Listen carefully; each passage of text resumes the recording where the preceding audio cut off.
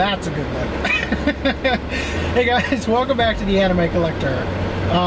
You guys might remember during the Attack on Titan First Impressions that I was unable to go see My Hero Academia's movie Two Heroes or the Attack on Titan Season 3 premiere during Anime Expo, but since they're showing them in theaters, I've been able to go see them. So today we're doing My Hero Academia. I'm going to pick up Duo right now, and we'll catch up with you when we get there. I've looped around now. Oh, here he is. Right here. Duo.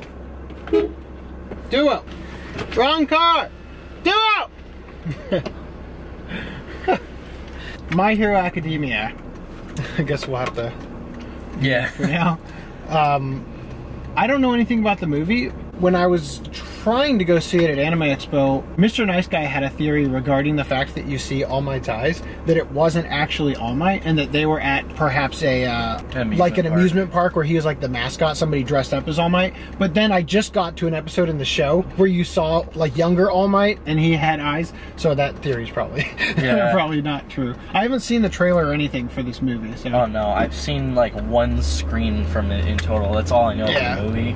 I'm gonna assume that it takes place simultaneously over two timelines, or it's gonna be All Might like maybe telling a story about his youth, because otherwise I just don't see how they're gonna have young All Might with the eyes showing and also the characters that we know from the show. Yeah, you know? I looked at the IGN review and it was like, oh okay, so it's not gonna be a mind blower movie or something. Right. Might not be this life-changing motion picture, but at the very least we'll be entertained. Yeah, well, at least that's the hope. But like, yeah, well, I mean, I can't imagine.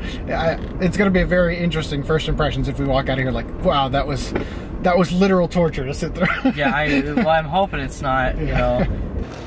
So we almost didn't get in because apparently our QR code had already been scanned somehow.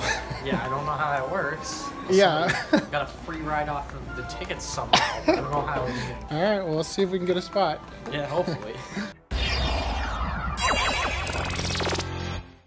Okay, that entire movie was insane. Yeah, it was interesting. I can't think of a better way to describe it. First of all, the theater was completely packed, and I suspect that the issues that we had with our tickets was I think somebody like spoofed our tickets somehow. You know, I'm not sure what happened, but the movie is about All Might's friend David Shield. Yeah. Who's the one who like created his outfits, and he's like an inventor and stuff, and they have this place called Island, which I really thought was AI, as in the Japanese word for love, and then I see it's like, nope, it's capital letter I. Yep. Whatever that means, you know. It was great. It was a really nonsensical. It's Inventor Island. Yeah, I guess. But so they go to Island, and it's basically a giant Disneyland. Yeah. Right? And it's supposed to be some sort of Inventor Expo or something going on. The movie opens with All Might when he's in like college or something, so he's much younger. Yeah. He's a foreign exchange student in America. They're in California. But it's supposed to be Las Vegas. Yeah, I know. Which is in Nevada, right? Oh, so. The intro scene was super weird because when I saw that, I'm like, oh, so this is going to be like a movie in the past. Yeah. And no, it was just to introduce us to his friend. Right. You know. We were speculating about that at the beginning, that it was going to be a two timeline or something.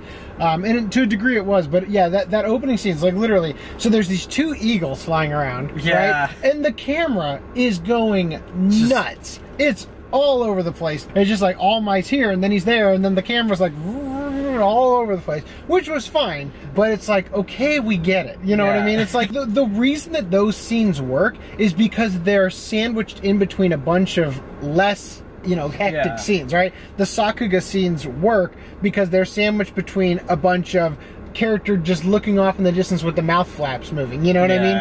So that was a little bit weird. Also, we are noting that Studio Bones has the worst like splash screen. Oh my that was so stupid. I could have made that in 30 minutes. Yeah. And it was in the theater was like so pixelated, you know? And it was supposed to be because it uses a Bezier curve, and Beziers are vector based in how they're calculated, but they're displayed in pixel, right? So I get what they were going for, and it was a neat idea, but boy, did it not hold up on the big screen. No, it looked horrible. It was genuinely terrible.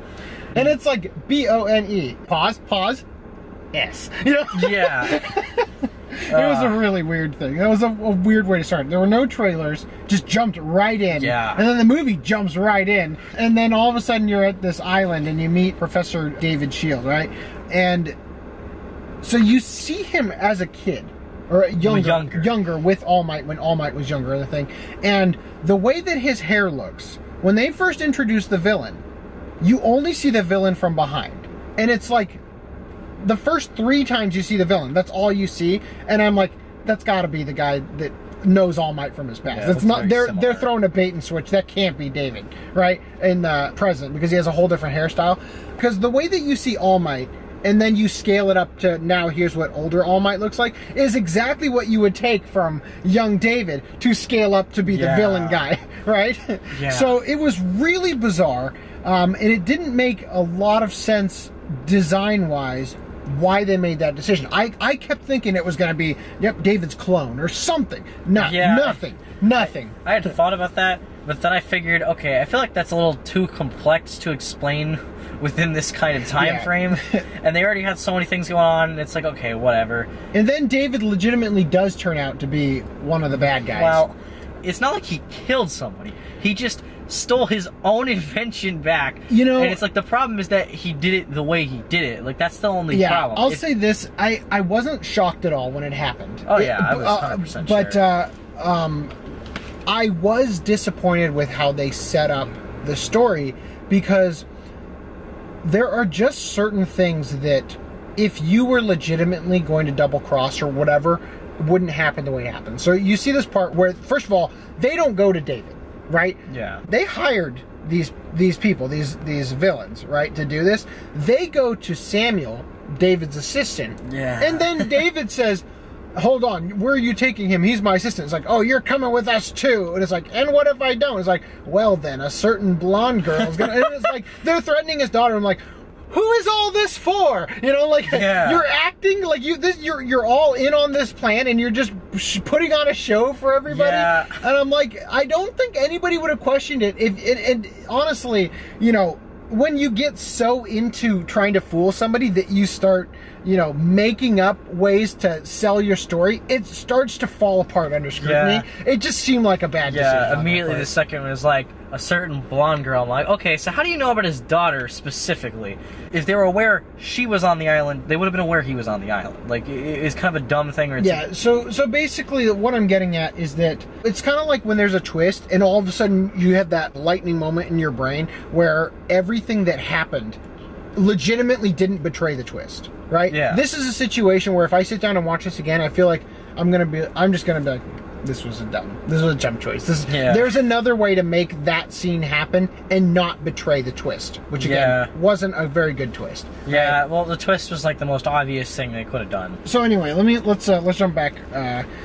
They get to Island. They meet up with, her name was Melissa, right? I'm pretty sure. Yeah, so she calls All Might Uncle Might. Yeah. Right? So they're hanging out with Melissa, which is David Shield's daughter, right? Yeah. So she takes them to meet with the professor, and the professor is all distraught over the fact that All Might's falling apart, right? Yeah. So because of All Might's condition, David sends everybody away. Like, hey, let me catch up with my old pal. And then as soon as they leave, All Might goes into his, like, weakened form and everything. So then we see that Yayorozu, Earphone Jack, and Uraraka are also on the island. And it's introduced in like the funniest way they could have done it. Like, it's so, the way her eyes look, because she's so clearly jealous. Yeah, she's just angry because Melissa and him are talking. Yeah, I mean, I think it was more jealousy and stuff, but yeah, so that was funny, and something I don't know if you picked up on, but so shortly after that, they meet up with the Electric Guy and Mineta, who are working as waiters for a part-time gig during the expo, and they give them tickets to go to the dinner that night, right? Party. For the pre-show dinner or whatever. Those tickets were really beat up. Oh yeah, I know. It almost seemed like there was a scene that got cut where they wanted to invite him and somebody tried to prevent that from happening, and they like grabbed him and crumpled him. They were like really beat up. Yeah, I just assumed it's like, oh, maybe these are just like, these are two. I dug these out of the trash, kind of like. Yeah, that kind of thing. It was really weird. So But yeah, the way the story unfolds, basically after that, it's Die Hard, right? So there's a hostage situation, and they figure out, like, okay, so the solution to this problem is to get to the 200th floor of this skyscraper. Yeah, sure. Which they have to run up the stairs for most of. Yeah. They have to and then run across long rooms even between that. What was up with that? They keep running, and I'm like, is it a spiral, like, slope or something? Yeah. So there's this one part where it blew my mind. I mean, I once they unraveled what they were going to do, it made sense why they did it, because they need to give each character their, like, moment to shine, or whatever, right? So there's a part when there's a vent on the top of this room that they can't reach, and all the things are blocked off. And the whole time, they're like, oh no, what are we going to do? I'm like, you know, Uraraka can make somebody levitate up there. And it's like, oh no, thinking, what are we going to do? Are you freaking kidding me? Right? And then they have Mineta. Yeah, they have him do it instead. So he's like using his balls to climb the wall, and then he like stops for a second because he's bleeding, which is a really funny way that they animated it, where he's like moving really fast and then stops. He's like, okay, he keeps going. Every single time he stops and he goes, harrow, or some shit. Because they promised him he'd get a harrow. They promised that he would be seen as a hero, and he'd be on TV and chicks would fall at his feet and everything. And then there were some like ridiculous moments, like Samuel's betrayal. Like, so Samuel turns out he's like Samuel's like okay, hold on. I haven't even explained this yet. The whole shebang, the entire thing was planned so that they could steal back an invention that had been locked away. Which, by the way, if you were capable of unlocking the vault this whole time, you could have just done it. You could have just done it at any time. Yeah. You know? Like, they literally call the guy to the control room, right? To unlock the vaults, because they're gonna, you know, like Die Hard, they're gonna steal everything, right? And he unlocks the one vault that he wants, and it was all because he set up the whole charade. Technically, Samuel put him up to it, right?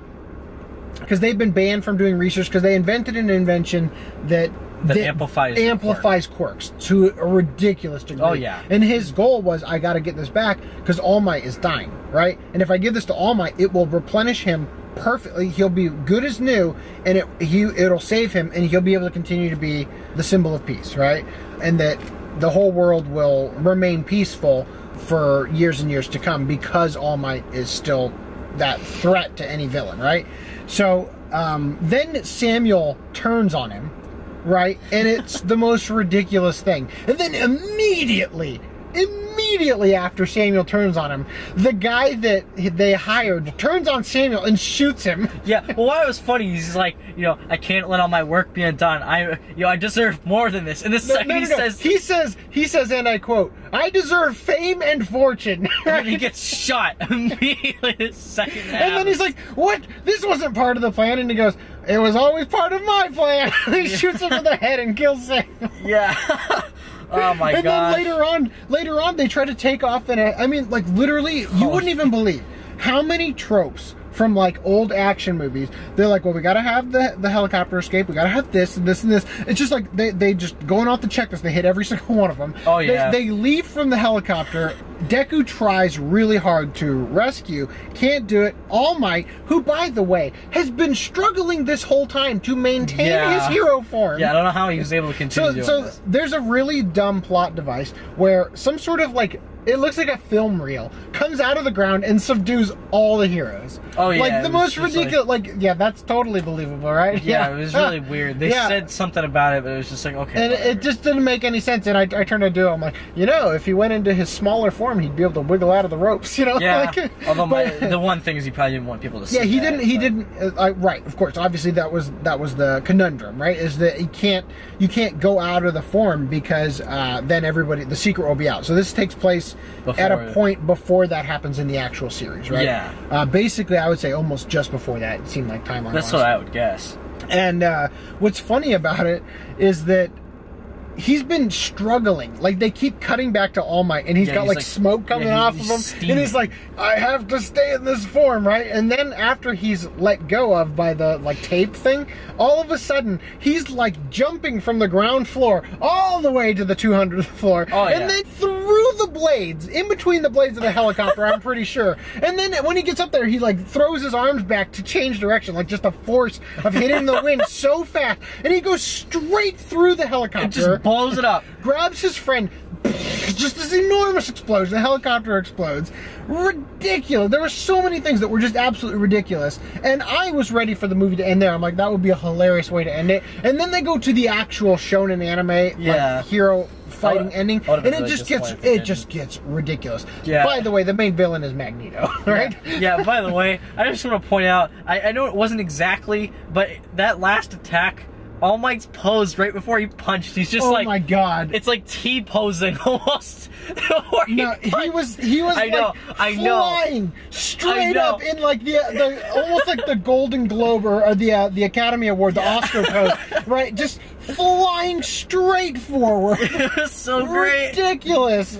Although even with that, like that final fight was like up to par with the rest of the series. Like, yeah, you know, they always have that one like fight scene every season where it's just like the craziest thing. Yeah. You know, they of course immediately they turned on that one track. You Say Run. That's the name of the track. It's the epic one right before they did the punch. And it's like every time they play that, it's always during that fight. And so the reason why I didn't think it was gonna end with the helicopter thing is I'm like, they didn't play You Say Run yet.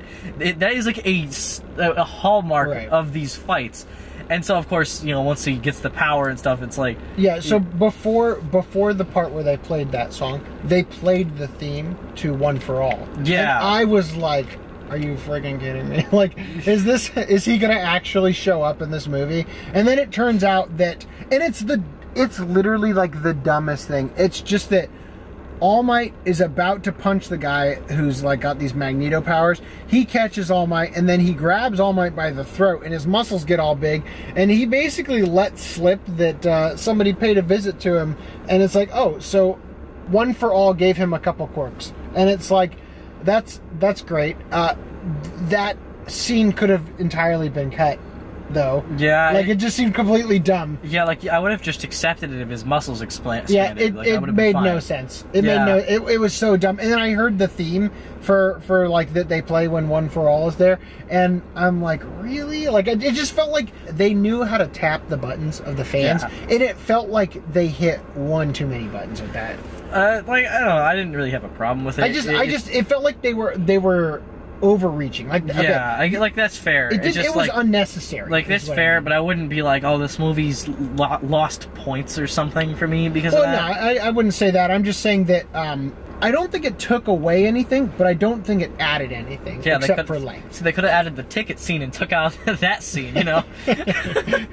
But yeah, that final fight though was pretty good. Like, there were a couple scenes where I'm like, okay, well, calm down with the camera. Yeah. Because occasionally it's just like, okay, what are they doing? And just to be clear, it wasn't like we were getting motion sickness or anything. It wasn't hard to follow. It was just too much of it. Yeah. You know, like I said, it's got to be sandwiched between other scenes or else it starts to get ridiculous. Yeah, but I gotta admit, it was pretty neat when they did the double Detroit smash. Like, they were completely trying to rekindle the Gohan doing the one-armed Kamehameha during the Cell games. Saga. Yeah, they were absolutely trying to rekindle that sort of feeling.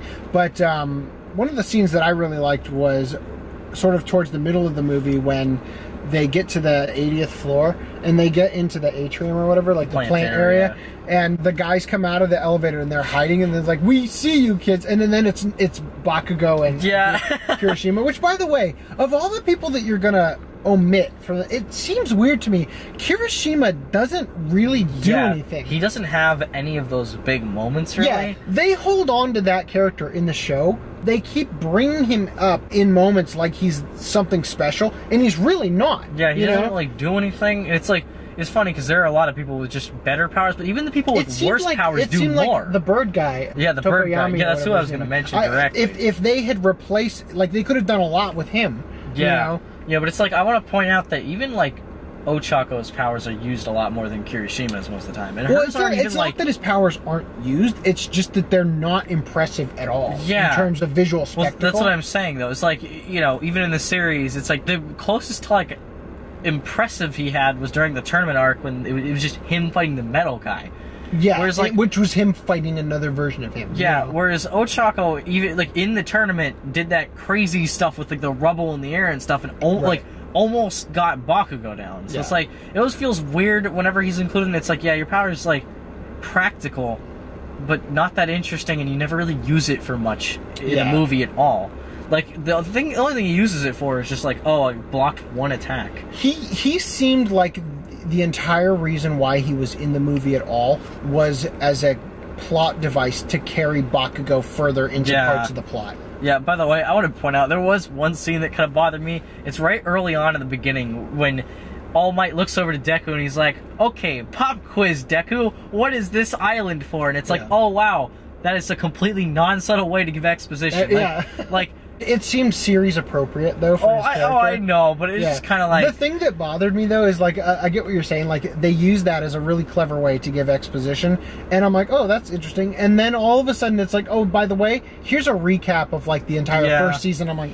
it was only like 3 minutes long, but it's just like, you know how in every episode they have to remind you, by the way, this is a world where there's heroes everywhere and we talk about this quirky stuff. Really like, that's great. That's great. I don't think anybody doesn't know that by now. Yeah. You know? What are your thoughts on Melissa, like, as a character? She seemed kind of thick, if you get my drift. Okay, well... Her character design was a little chunky. Okay, that's what I thought, but clearly in a different way, because I was just like, wow, she's a...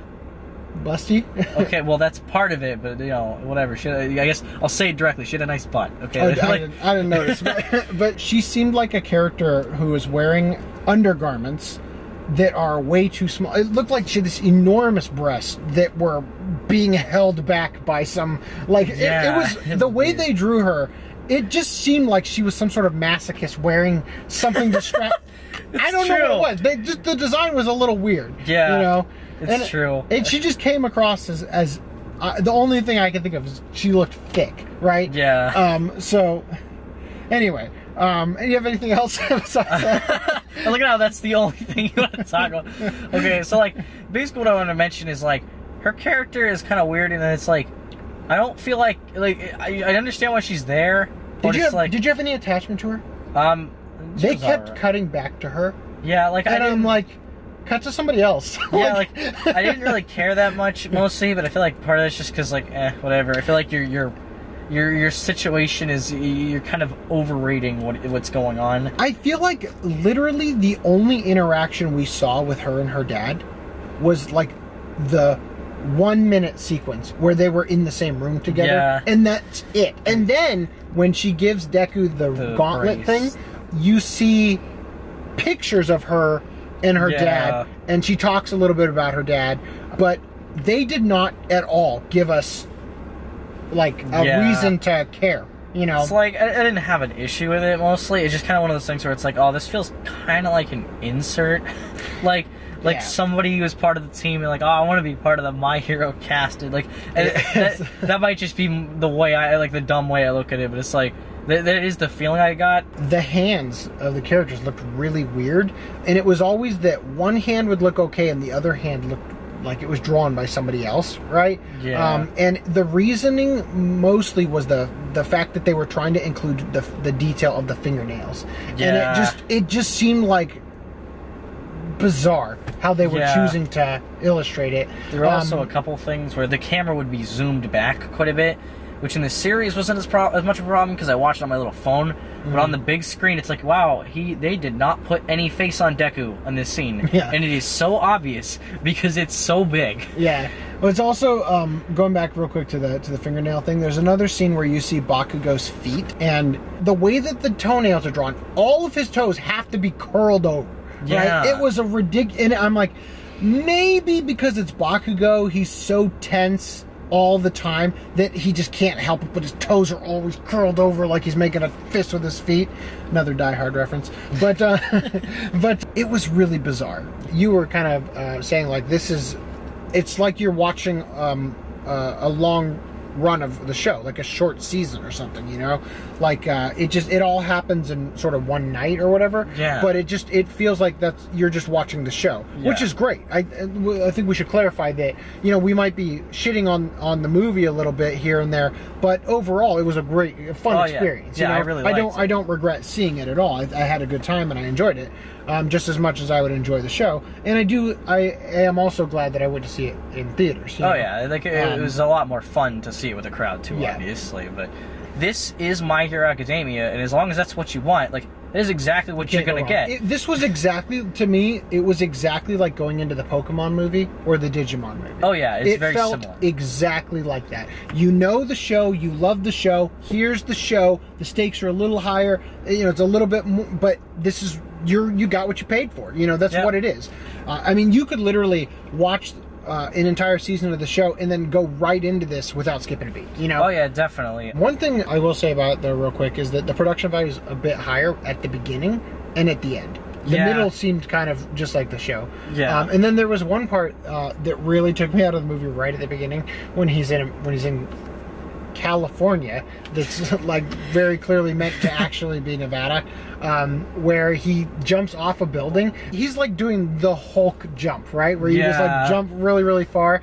He's jumping off of like the little tiny metal sliver of that window was I don't know how that window survived. Yeah, so I thought what we were going to mention was the one thing where the bad guy was running away with that green thing. Yeah. There was one shot where it's like they forgot to animate it to an extent, where it was just like the animation was like stuttery and like blurry and horrible looking. The animation was intentionally weird on some people, like Ida going like this with his arms. Well, like I know that, but I'm saying like this didn't look like a stylistic choice. I'm just saying that for a movie there was a lot of janky animation on purpose. Well, I don't know about. I didn't catch what you're talking about. The other thing is, David's car has like the Men in Black like PlayStation controller to drive it.